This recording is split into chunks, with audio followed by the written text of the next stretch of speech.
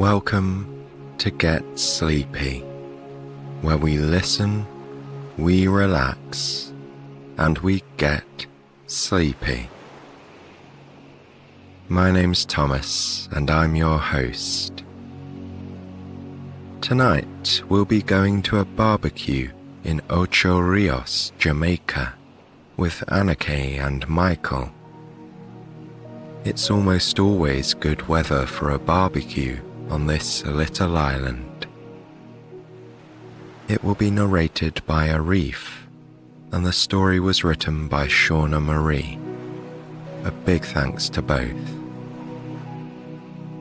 One of my absolute favourite things about this show is being able to transport your imaginations to all kinds of places in the world.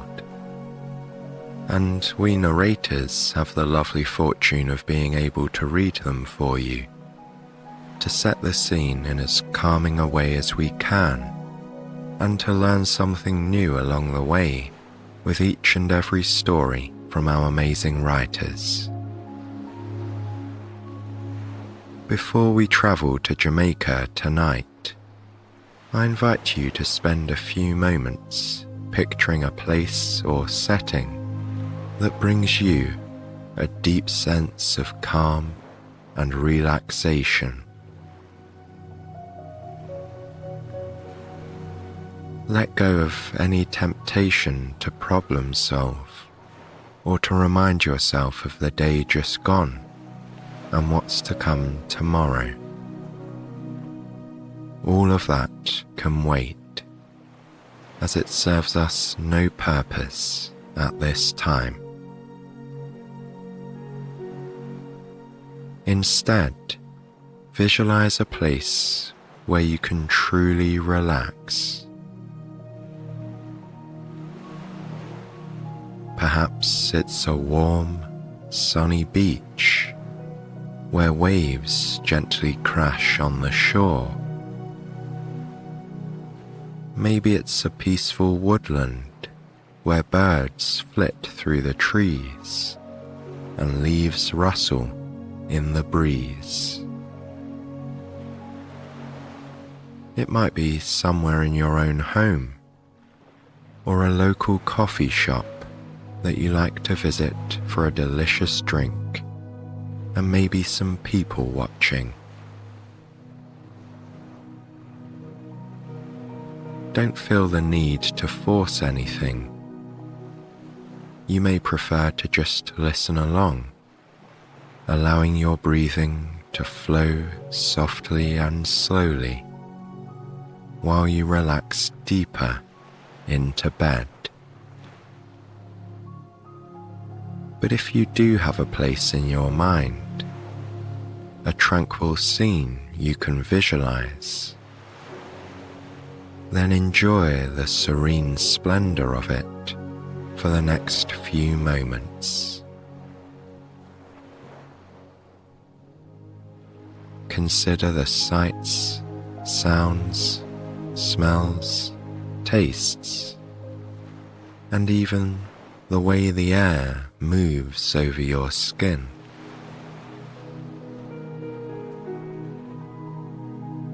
Is it warm or cool here?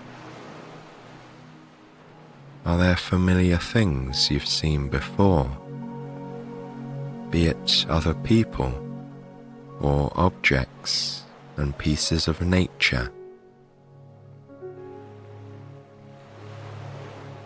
This tranquil place can help you unwind in the present moment, and your imagination can remain here for as long as you like.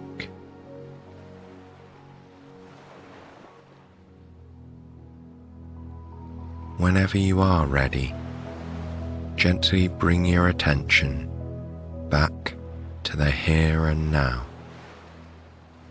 to Arif's soothing voice that you'll hear shortly. It's time to travel to Jamaica, where soft reggae music floats through the air, intermingling with the sound of good friends and family. This is where our story begins.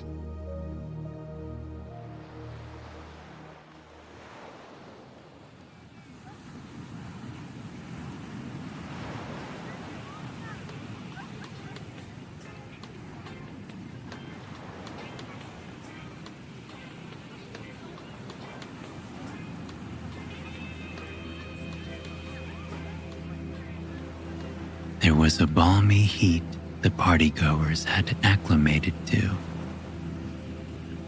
There was the froth of cold cream soda and ginger beer. There was reggae music so sweet it made the over 50s rock away to a time before house hunting and working and children. And it wouldn't be a barbecue without the food, without Uncle jerking a wide variety of meats on his grill. The sun was setting on a dirt road in Ocho Rios, Jamaica, and Anake and Michael engaged in casual conversation about what they expected to find at Auntie's barbecue.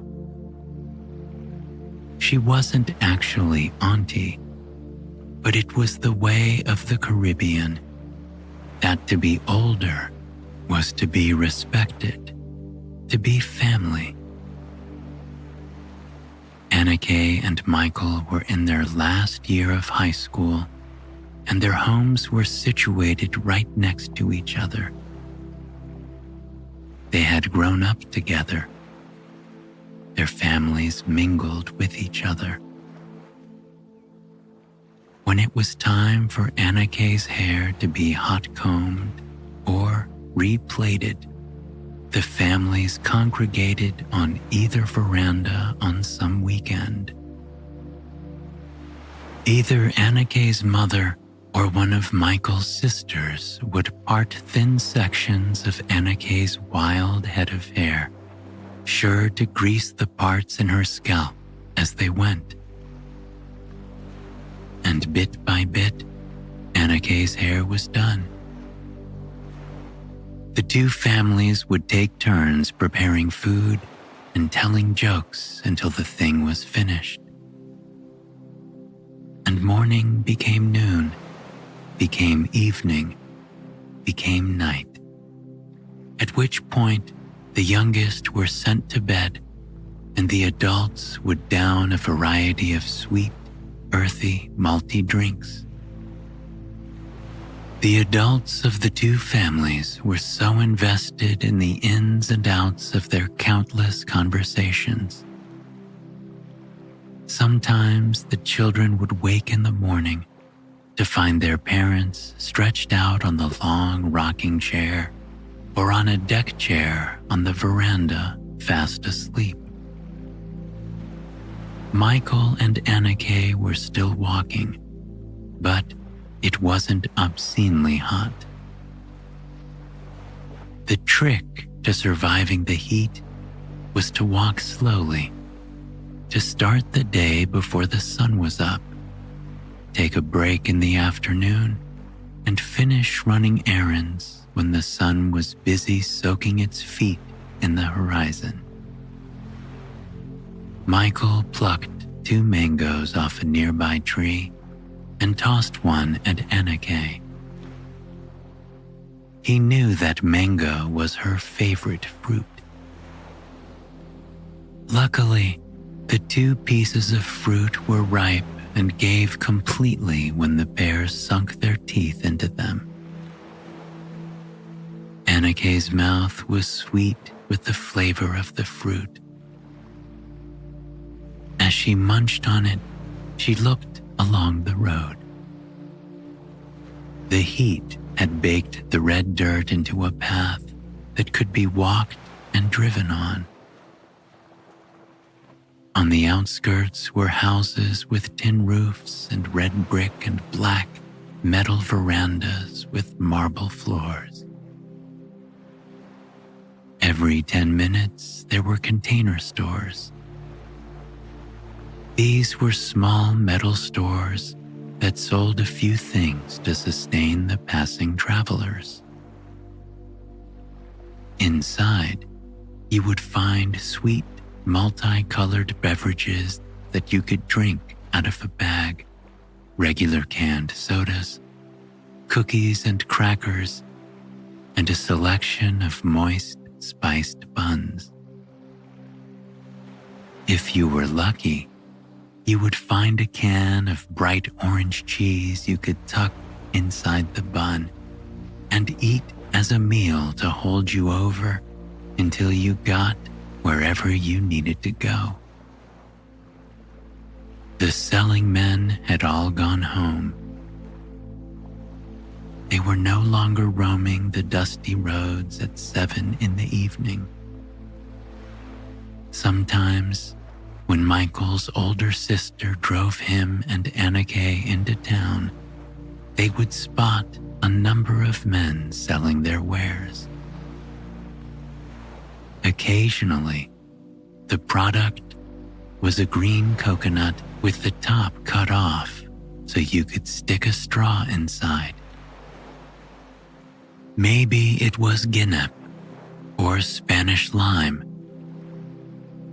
a fruit with a tough green skin that could be easily peeled off to reveal a creamy yellow flesh. It almost had the consistency of a grape and was largely sweet, save for the slightly tart aftertaste. But most often, the selling men sold sliced sugar cane. The sellers would use a machete or cutlass to slice the green skin off the long sticks of sugar cane. Then they would slice the sugar cane into pieces from the ridges or dips in the cane. Finally, the sugar cane was chopped into strips. Michael's sister would always pull over to buy 2 bags. Michael and Anneke would happily munch on the sugar cane, sucking the sweet water out of it and chewing the pieces until they were flavorless and discarded into the bags they came in. Despite just finishing her mango, Anneke longed for the taste of sugarcane. Michael could sense what his friend was thinking and told her not to fret, that there would be plenty of food at the barbecue. Anneke chuckled, amused that Michael had known her so long he could read her mind. As they walked, their clothes billowed in the warm wind. Michael's sandals gently slapped on the heel of his foot. Anneke had opted to wear canvas shoes instead. Her shoes were pristinely white, so she only wore them when the ground was dry so as to maintain their color. 2 bags swung from Anneke and Michael's hands. It was an unwritten rule to always bring something to a Jamaican barbecue. Michael had decided on bringing his mother's rum cake, and Anneke brought saltfish fritters that had been carefully wrapped in foil. Before they left for the party, Michael loitered outside the front of Anneke's home, chewing a piece of fruity gum. His eyes partially lingered on the colorful skies and a few schoolmates who were also heading to the barbecue. As it was evening, the air smelled of the food cooking in the homes on the street. Michael hoped Anneke wouldn't take much longer. He thought that kicking rocks would be a good way to pass the time. but as he was wearing sandals, he wisely opted against it. Luckily, there was a bench in front of the entrance. Michael sat and let his spine sink into the curve of the seat. He rested his neck and head on the top of the bench and allowed his eyes to close. The palm trees rustled. That familiar warm breeze fluttered his clothes, and Michael was almost certain he could fall asleep. The palm trees rustled again. Sighing deeply, Michael felt his muscles turn to jelly. He no longer fussed about who would be at the barbecue or what was taking Anna Kay so long. In that moment, on a bench outside his best friend's home, he understood why people dream of living in Jamaica. It was easy for a local to forget the aspects of the island that were paradise. Michael had lived in Jamaica his entire life, and as such, he did not know another way of life. Since infancy, he did not understand why people would save their earnings for an entire lifetime just to come to this island. He did not understand the excitement of the tourists when they saw the beach in Ocho Rios for the first time. "Oh, how white it is," they would say about the sand. "I never knew water could look that color," they would whisper in awe. A smile touched Michael's lips as he remembered the many tourists he had encountered. And in that moment, space and time were some distant, unimportant details, for he had made a beautiful island home, and he was exactly where he was meant to be. Just before he was completely adrift in sleep, Michael heard footsteps. He opened an eye and saw a familiar person walking toward him. White canvas shoes and a blue cotton dress and freshly pressed hair. Michael blinked the sleep out of his eyes and lifted his head off the bench to get a better look. It was Anna Kay. She waved goodbye to her mother and approached Michael. The young man's tongue was in knots. Anna Kay chuckled, then nudged him on the shoulder and said, "Thank you." Michael shook his head and said that she looked beautiful. Anna Kay smiled and began walking down the road. Michael could tell that she had used the perfume her mother had bought for her birthday. A sweet, rich smell filled his nose, and Anna Kay waved her hands away down the street. "Aren't you coming?" she asked. Anna Kay and Michael arrived at Auntie's house. The front door was open, but a sign directed them to the metal side gate to the back garden. Michael unlatched the gate and held it open for Anna Kay. The back garden was a large, richly green grassy area. There were chairs dotted around and people who didn't mind sitting on the grass. Younger children made joyful little squeals as they chased each other around the open space. The uncles huddled around the barbecue and exchanged stories of being carefree schoolboys in Portland, Kingston, and Spanish Town. They traced the loose outlines of the circumstances that landed them at this very barbecue. Every now and then, their wives would overhear a funny anecdote, and the party would erupt into laughter.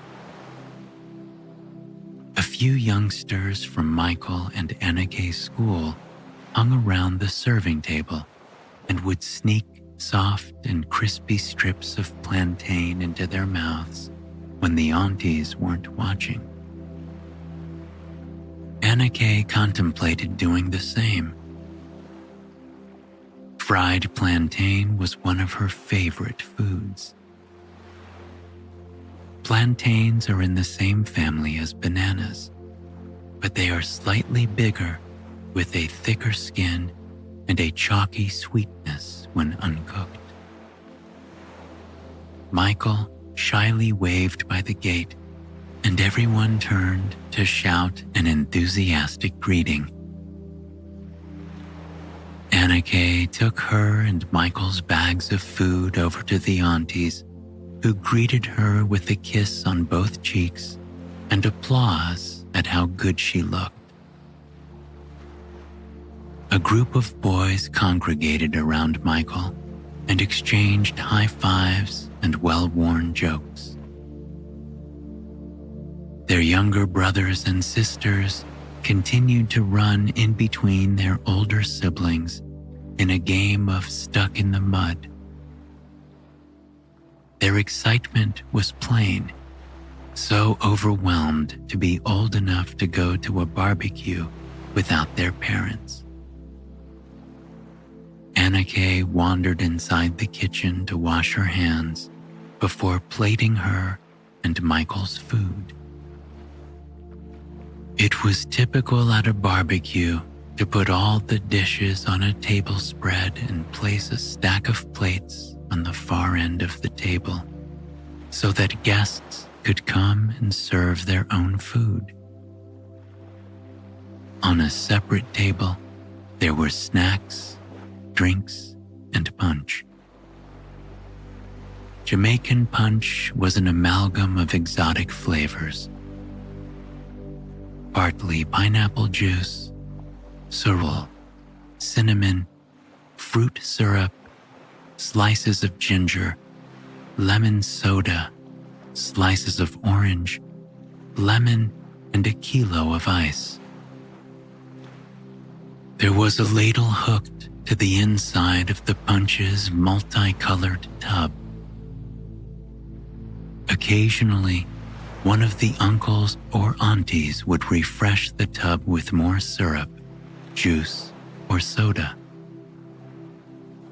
The uncles would take turns flipping the spread of sausages, jerk chicken, jerk pork, sauce, smothered ribs, and chicken wings.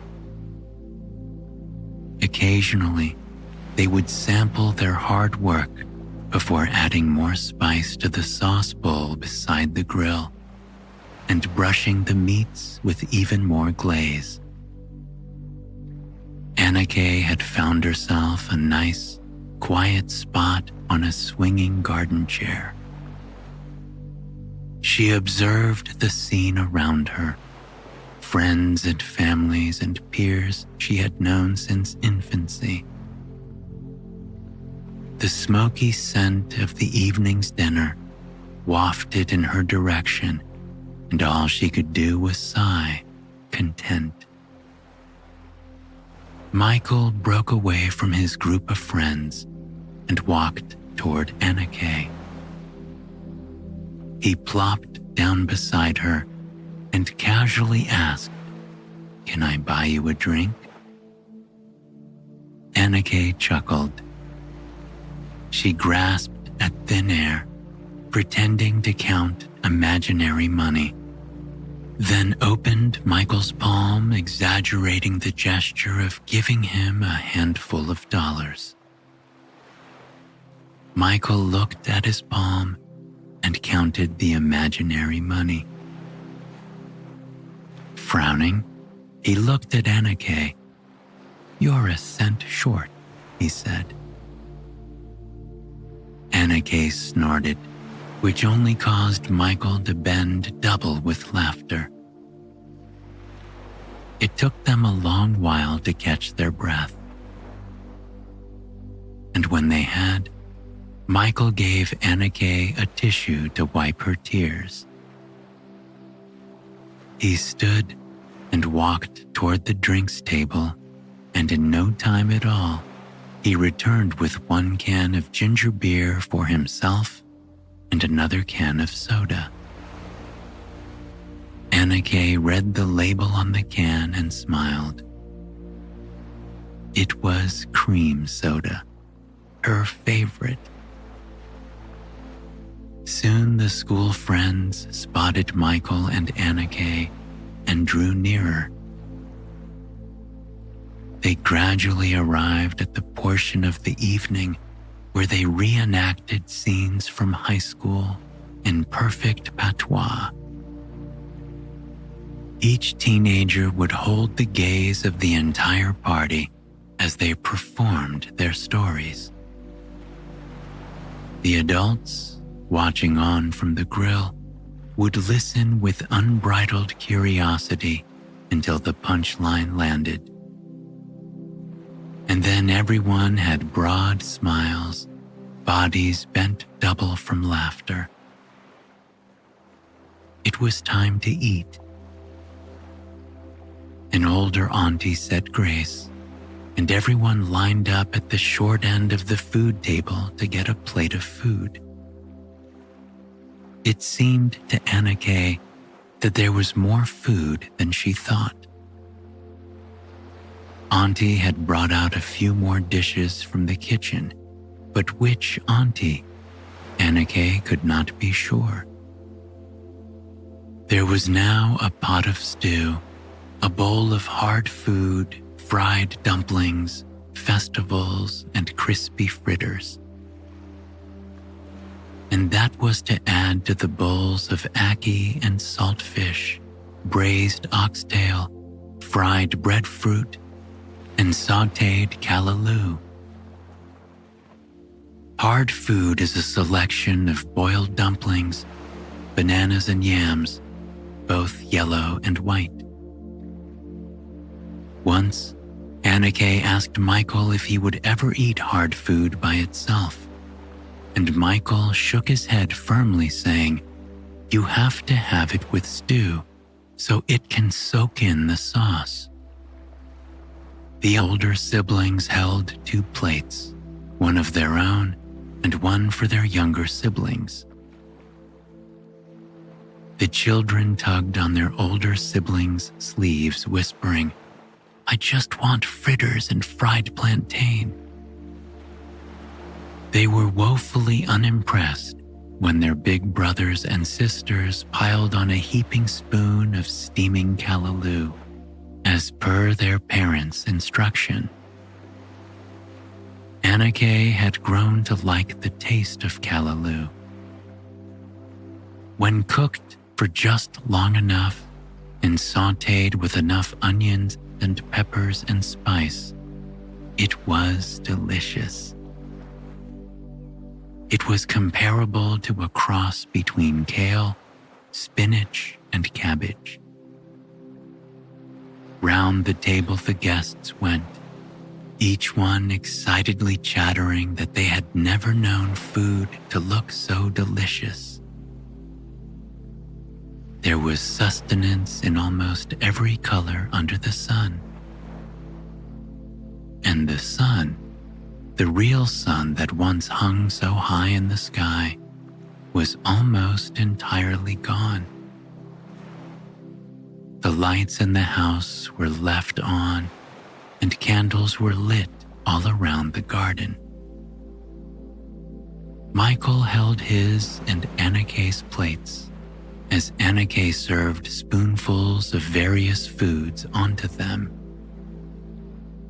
Michael gently nudged Anake and whispered that the stars would be out soon. every time the two would exchange glances, their schoolmates and aunties would smile as if they knew something the two didn't.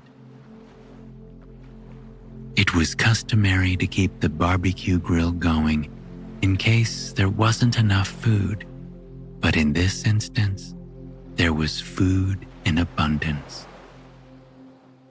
There was enough food for seconds, thirds, fourths, and even enough to be sent home with. The youngsters spread a picnic blanket near their uncles and dipped in and out of conversation as they saw fit. Anna Kay was proud of her mother, for everyone remarked on how lovely her fritters were, meaty, salty, crispy, and the slightest bit sweet from the peppers. And though her mother's fritters were one of her favorites on the plate, she couldn't get enough of the festivals. They were fried dumplings made with flour, sugar, cornmeal, milk, and water. These festivals were made so well, they were perfectly crispy on the outside and soft on the inside. Michael was unbiased.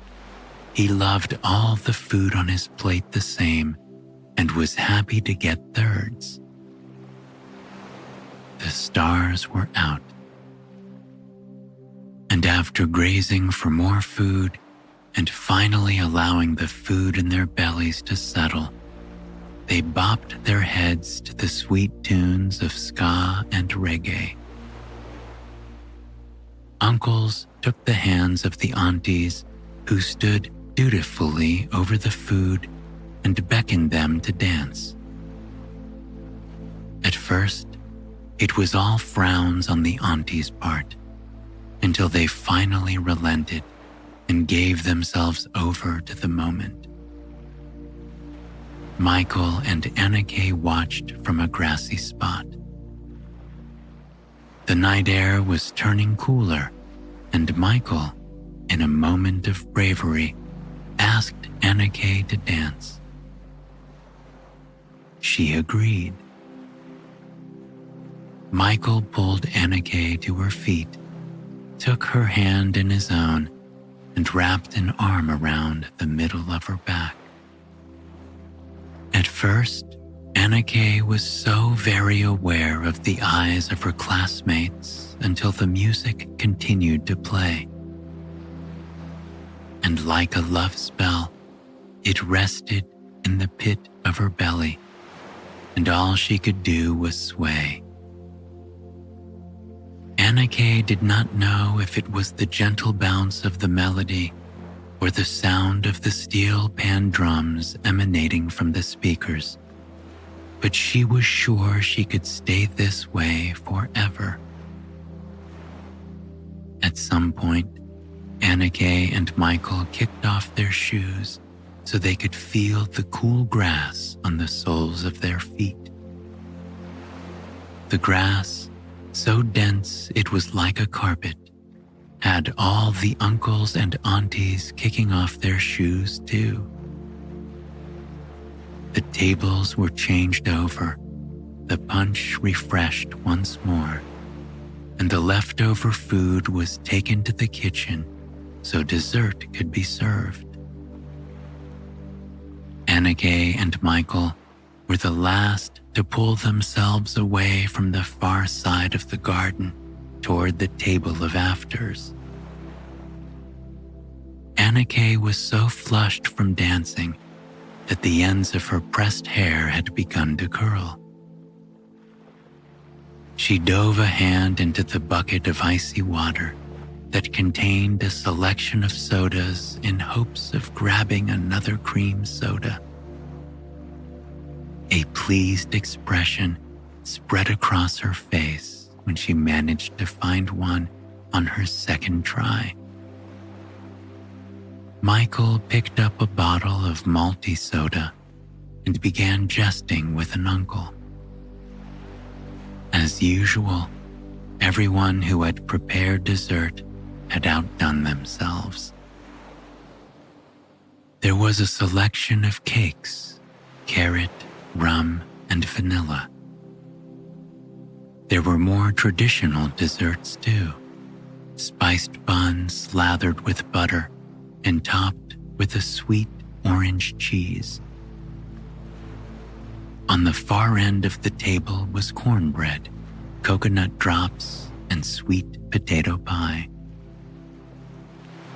Despite this portion of the evening being designated for dessert, Anna spotted a plate of mini meat patties. One of the aunties had made them by hand, and as Anna's eyes drifted over the plate, she felt the corners of her mouth curl into a smile. Once, when Anna was homesick, Michael stopped at the patty shop on the way home from school and picked up 4 of the most divine patties. Anna's mother spotted the boy walking up the entrance from her kitchen. He slowly opened the screen door, took off his shoes, and gave an instinctual look of empathy. Anna's mother looked at the bag and knew what the boy had come to do. Her heart warmed. Smiling, she whispered, "She's upstairs." Anna was asleep. Michael waited on the chair just by her room out in the hallway for her to stir. Her breaths were deep and long, and she would shuffle in her sheets from time to time to get more comfortable. Michael didn't mind waiting. His eyes lingered on the pictures in the hallway that he had seen 1,000 times over. The fan overhead buzzed and spun, and Michael, too, felt himself drifting off to sleep. Ever so slowly, the world slipped away, and he seemed to breathe in time with his friend. In and out. Then there was a louder shuffle. Michael stood and knocked on Anna's door.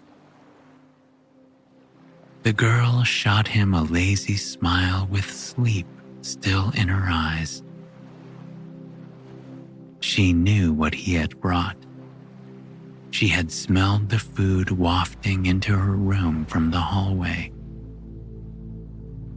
Michael stretched out the tea towel on her bedside table. He helped her sit up and adjusted her pillows.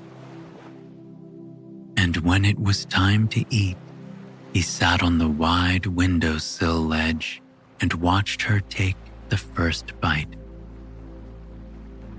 He knew she loved patties, but he needed that nugget of satisfaction to see her eyes brighten slightly as she took her first bite. And of course, they did. Without complaint, he tended to Anna's slightest need until her mother returned and told him that he had done well and that it was time for him to go home. Michael nodded and took Anna's hand. "I'm only a wall away," he said before getting his belongings and slipping out the screen door to go home. Seeing that everyone at the barbecue was full, they only took slivers of every dessert so they could sample each flavor while their stomachs settled. Anna and Michael stretched their legs out on the grass as they swallowed each sweet morsel of dessert. And the two could not help themselves. They cut a patty in half and shared it between them. The evening was winding down. Slow reggae ballads from UB40 fused with Bob Marley and Alton Ellis, and the faint scent of barbecue mingled in the air. The children had been ushered inside a short while ago.